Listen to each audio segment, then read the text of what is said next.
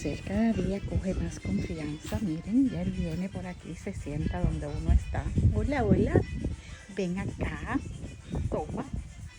Miren qué belleza. Y no se ha ido, tiene ya como 3 días por aquí. Todavía no tiene mucha confianza así con uno, pero bueno, tiene como 3 días por aquí. No sé de dónde es porque aquí no hay casa cerca. Y nosotros somos solos por acá. No sé de dónde salió. O vino volando, vete a saber. Pero está muy tranquilo ahí. Así que bueno, ahí se queda. Yo lo voy a atender y le voy a dar comida hasta que él quiera quedarse.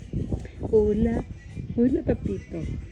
Sí es lindo, bello.